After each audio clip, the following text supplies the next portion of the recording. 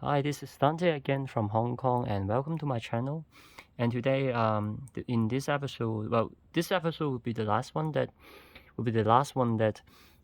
for me to introducing my collection of Herpa 500 scale model.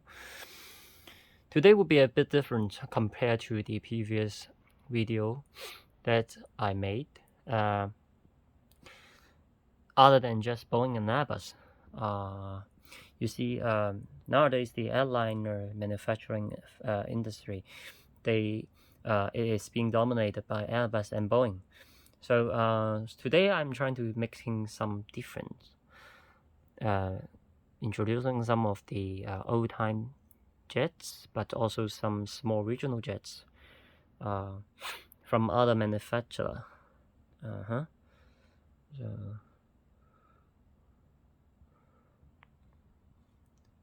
So in my opinion, those jets from the old days, they are more beautiful. I mean, not really. It should be more colorful because they have more design approach. For example, like this one or this one. Inside the wing, the engine is inside the wing. I don't know why this one, the small jet having 4 engines. This is absolutely unique, at least for my generation. I have never seen this before. And not this. Not this. Well, this one is existing. I've been in this airliner. But I think it will be being phased out shortly. Unfortunately. They are indeed very beautiful. And even the 4 engines aircraft, they are going to be gone soon, unfortunately. By the way, for those who doesn't know me, and I'm Dante, and I was working in Hong Kong airport and as a mechanic, but also some other roles. For example, like doing the air cargo operations, some airlines operations, and various of position I was used to. So so that's why oh, by the way, I have some hours for flying on the A350, this one, and some general aviation propeller. Okay, so that's why I also love aircrafts and love of flying. So let's okay, by the way, I was working in this company. If you don't know what it is, then forget about it. Only Hong Kong people they know. Okay, so let's start with this. This is Tupolev 114, the fastest turboprop ever been produced, even up to now. Very noisy engine. Inside the cabin, you will, if as a passenger, you will have your bed, but I don't think you will have a good sleep inside this aircraft during the flight. Very noisy. But you know, in the old days, having a bed in the cabin is absolutely luxury. You don't have a bed for traveling on the, for example, Ryanair, right? Especially for Soviet Union, so for Russian, they got a bed on the flight. I don't get a bed on flight. Maybe your seats can turn into a bed, but that's not really a bed. So this one is IL62M, Erosion IL62M. M is actually more than, I don't know, it's the more advanced version of its type. So this one is VC10. I don't know who copied who. You see, they are similar, and but most likely is the Russian copies Western. Well, that's the reality, and honestly, it's true. like the Tupolev 144, they tend to copy the Western Concorde. And well, they did it. I mean, they even tend to release it before the Concorde release. That's funny. And ultimately, well, eventually, it crashed. And they also having a poor performance compared to Concorde, and no super cruise. Like the Concorde can actually fly supersonic without using the afterburner, but the Tupolev 144 cannot. So it's absolutely, I mean, in my thinking, it's absolutely bullshit and poor range, and I don't think it's so very reliable. But if I have a chance for flying on the supersonic, and I would definitely try it, even if it's not very safe, you know. So you see the engine at the back like that, I don't think still existing nowadays. So it is, I mean, at the back it's still there. I mean, some jets, private jet, but with twins engine each side, you don't see it nowadays, right? So this one, the VC10, it also holds one of the record. Like, is that the, I don't know, is the fastest subsonic airliner at that time? I don't know, but not now, I think. This one is DC-873. It's the most advanced variant, also the most capable in terms of the capacity. It has the version of its type. It also has a more efficient engine. I never seen this too, but also this one never seen before. But this one is actually the wartime bomber, developed from the Tu-95 Bear, statistic bomber, carrying the heaviest nuclear weapon ever being produced. But this is an airliner, so in the old times, the countries, they managed to convert bomber into airliner all the time. This one, so this one, well, their in the old days, its competitor is actually the Boeing 707, which is this one, which is well-known 707, opens the jet age. This one is the, well, this is the Convair. This Convair, yes, CV990. It is the truly fastest subsonic airliner ever produced, but it is not a very commercially success. But it is truly the fastest. Reach a very close to the supersonic, the transonic speed. I think it's still fastest even now. Not trying to mention the fuel consumption. But as I said, in those days, people, they manage to fly. They care about if they can fly faster and longer, but not trying to save the fuel cost or trying to make their ear comfortable.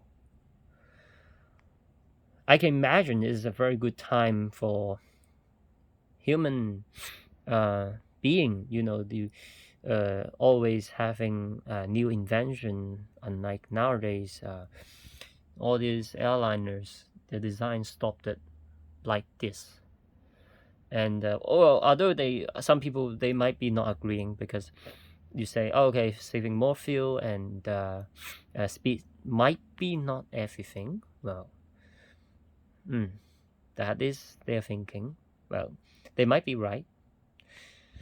So this one is actually the first airliner with jet engine, the Comet. Well, originally, I mean, this is not the first one, because the exact first one, having a lot of disaster, it explodes in the air, and at that time only rich people can get onto the aircraft for air travel.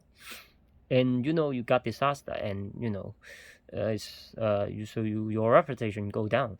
And because in the early days, the engineer, they are not realizing, you see, when you fly higher, so with jet engine, you tend to fly high in order to reduce drag and fly faster. So you are reducing the time that for the travel journey. And but in order to fly higher, getting higher altitude, you need to pressurize your cabin. But the early days, the engineers, they don't realize when you pressurize the cabin, your window should be designed as circular shape, or otherwise like this one.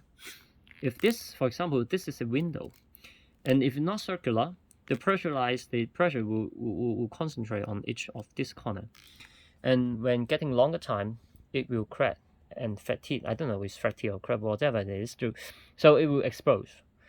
So they, after many of disaster incident, and they finally realize the Windows problem. Well, but always this is a natural development of engineering. We always having sacrifice before we recognize the solution. Well, that's sad, but this is absolutely a milestone for the jet age, but also civil for civilian air travel. Well, but this one is later version, so the Windows is already circular.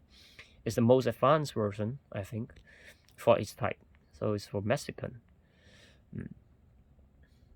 with hashtag gold color, which is amazing. I like it. The reason why I put them here, the modern airliner, is because I'm trying to make sure everyone get the comparison of their size, and it is interesting.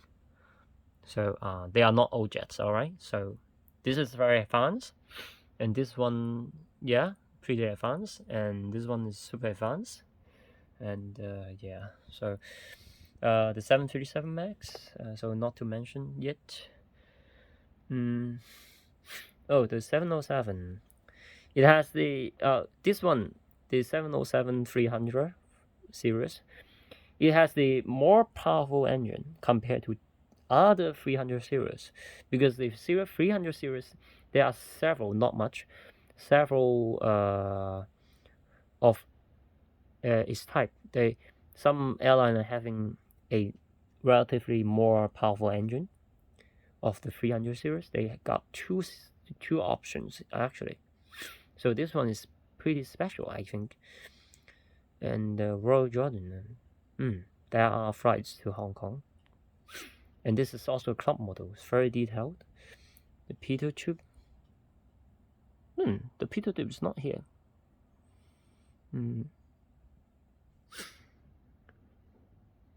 But for other club model, you see they have a very detailed.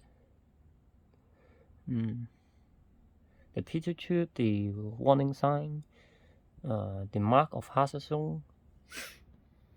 So that's why they are expensive compared to other normal model.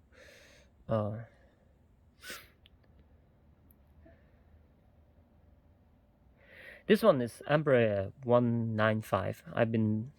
I was working in one of the main airline E1700, 1E170. It has the same cockpit and similar interior. It's just about the length. So this FlyBe in UK, I think this airline is gone, but well, that's unfortunately. Maybe it's about the pandemic. The manufacturer is Embraer in Brazil, South America. So it's not Boeing and Airbus. This one is Dutch made, Holland. I never seen this before, but I know some people they seen this before in Hong Kong airport in the old days. But I don't. So I served this airline a few times in the old days, but not this type. This one is McDonnell Douglas MD-90. So I think it's still existing, but I think it's phased out soon. So this one you cannot buy anywhere in the world, only Japan, and it has the club model gray detail, and it is very expensive and Japanese market exclusive. And this livery is actually designed by a very well-known and famous designer in Japan. Okay, so this one and this one is just for comparison. No, this one is 737 MAX-9, and I'm not sure they are back to fly because there was 2 fatal accidents happened. This one is the latest model of the A320 series family.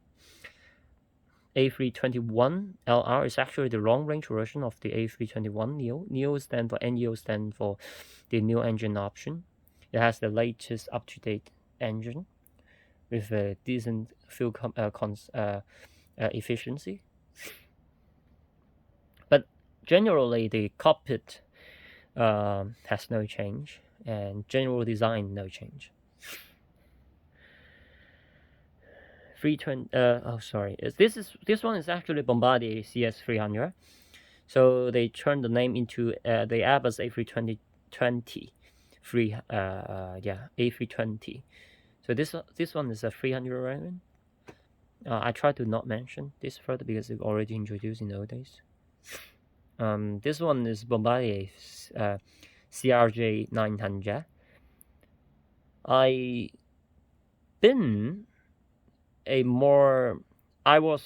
served Delta before also, but not this aircraft for sure because I'm in Hong Kong.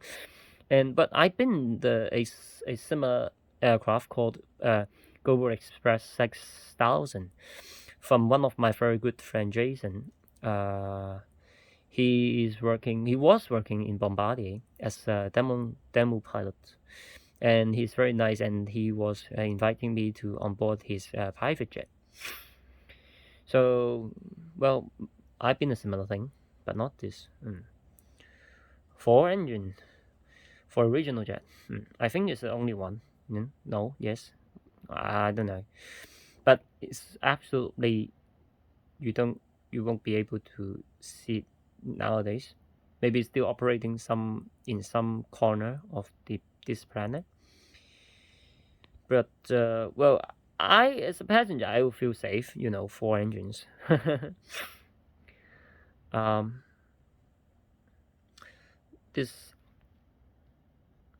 So I put this one, and this one here is also for comparison. But Air Greenland, and they are all from the Arctic country, and the Icelandair, and this one is also from Iceland. I always want to go there. I've been there, but not on the ground. It's just on the flight level 410. So I always want to try to go there, but yeah, it's very expensive. So for American, maybe they are easier to get to Iceland. It must be very beautiful. So this Icelandair, this one you can only buy it on board the aircraft.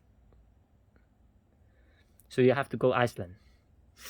So for me, it's very unique because I don't think I will go there in short term. So Tri-Jet. This is McDonnell Douglas MD-11. Just for comparison, this is the last ride. This one. I also served KLM in the old days. 7X7. I was operating this aircraft on the ground. Dash 9, and this one 700. Sorry, 777-300ER. This airline is gone. Also due to pandemic. A350 1000. Well, I've been here for around 20 to 30 hours. I don't know. Flying in the simulator for sure. Class D. Because of the pandemic, I can access that. But Yeah, also because of the pandemic. Yeah. So I got this thing. I found a good use. So this one is a gift. I mean, this the light, not this one. The light is a gift from one of the airline director, the director of flight operation. Kenneth, he give me offering me the chance to operate his aircraft, and it's amazing aircraft indeed, and also met a lot of good people.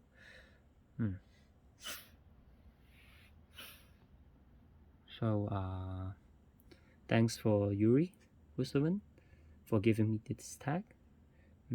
This one is from Plain Tag in America. What else?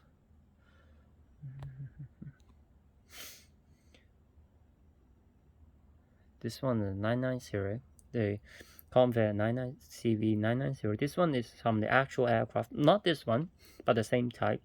So this one is real. This one is the model.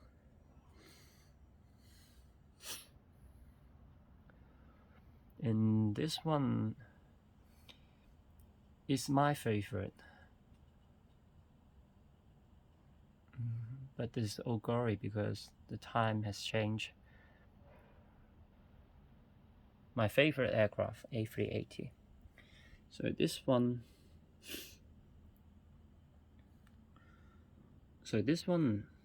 is the real A380 skin from the first production line, production A380. It's from the Singapore Airlines. This one is my recent collection from the down the Russian jet, the Sukhoi Su-30SM. I worked in this aircraft before, many times, regularly. And what else? Have I missed anything?